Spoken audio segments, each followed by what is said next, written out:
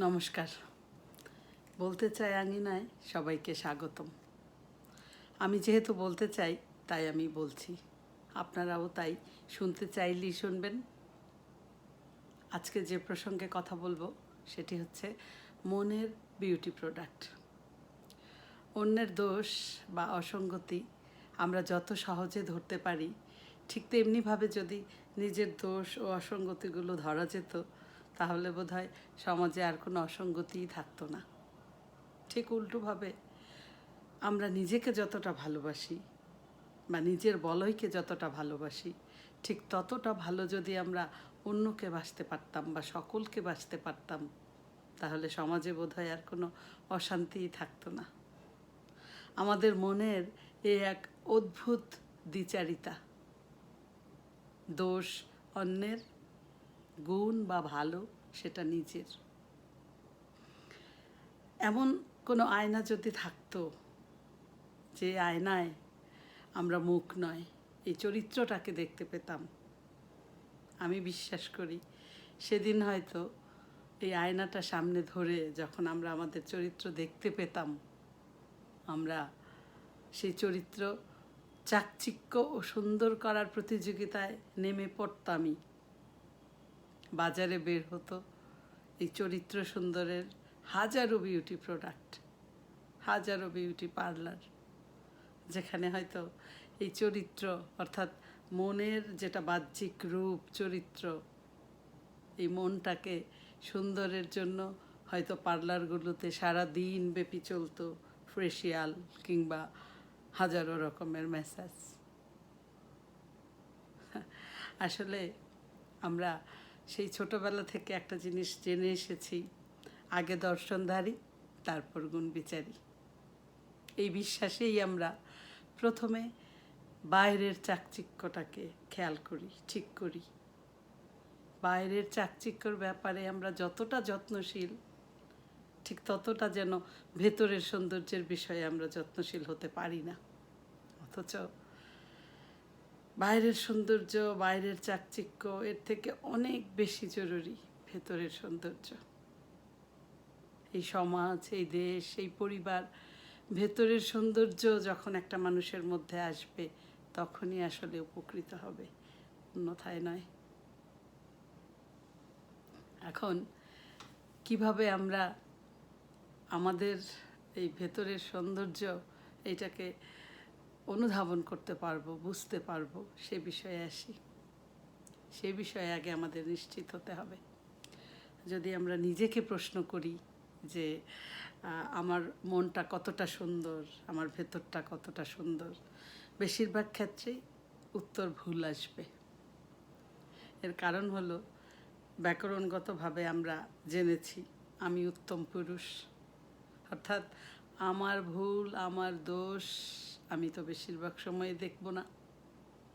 তো আমাকে দেখার জন্য প্রয়োজন মধ্যম বা অদম পুরুষের, মানে হচ্ছে অন্য কাউকে, অন্য কোনো ব্যক্তি, যারা থার্ড পারসন, তারা যদি আমাকে ভালো বলেন তো আমি ভালো। এই প্রসঙ্গে আমি একটা ছোট্ট গল্প বলি। একদিন আমার এক ছাত্রী ইশরাত জাহান, ও আমাকে একটা খুব চমৎকার গল্প বলেছিল। আমাকে বলেছিল একদিন যে, ম্যাডাম, যদি আমরা আমাদের ভেতরটা দেখতে চাই, একটা ছোট্ট পরীক্ষা আমরা করতে পারি, যে আমরা অন্যকে টাকা দেওয়ার সময় কী আচরণ করি। অর্থাৎ রিক্সা ভাড়া দেওয়ার সময় বা একটা প্রোডাক্ট দোকানে গিয়ে কেনার সময় আমরা কি ব্যাগে টাকা দেওয়ার সময় নোট পুরাতন না নতুন, পুরাতন নোট খুঁজতে থাকি কিনা অন্যকে দেওয়ার জন্য, নতুনটা রেখে অন্যকে পুরাতন নোট দিতে চাই কিনা। বোঝা যাচ্ছে যে যদি আমি সেটা চাই তাহলে আমার মনের কী অবস্থা। এছাড়াও কাউকে কোনো জিনিস দেওয়ার সময় বা কোথাও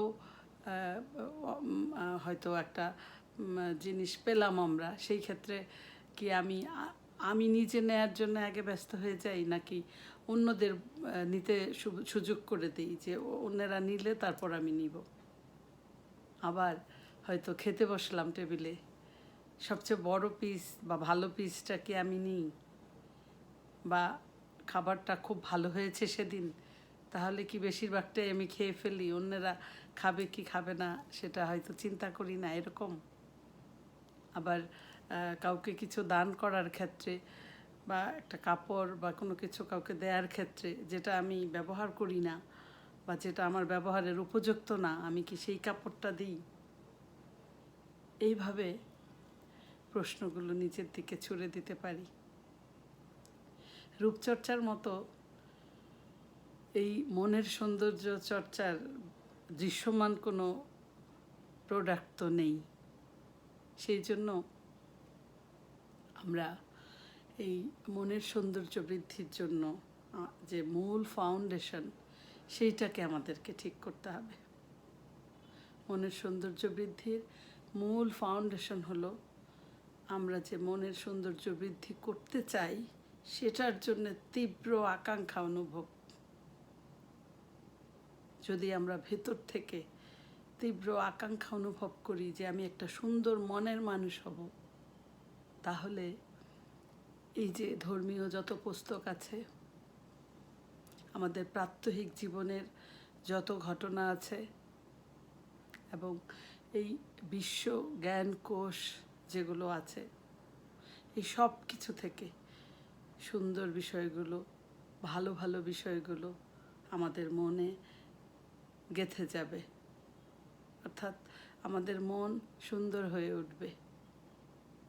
এবং সেদিন আমরা এই যে অন্যের দোষগুলো দেখার সাথে সাথে নিজের দোষগুলো দেখতে পারবো আত্মপর্যালোচনার মধ্য দিয়ে। সেদিন আমরা শুধু নিজেকে নয়, নিজের এবং অন্যের মধ্যে কোনো ফারাকই আর সেদিন থাকবে না। আমরা ধারণ করব বিশ্বজনীন মমতা। আমরা এই মন, ভিতর এবং বাহির দুই দিক থেকেই যেন অপরূপ সৌন্দর্যের অধিকারী হয়ে উঠি। আমরা যেন দুই দিক থেকেই পরিপূর্ণ মানুষ হয়ে উঠি, এই প্রত্যাশা রেখে আজকের মতো এখানেই শেষ করছি। আবারও কথা হবে নতুন কোনো বিষয় নিয়ে আগামীকাল রাত ৮টায়। ততক্ষণ সবাই ভালো থাকুন, সুস্থ থাকুন। নমস্কার।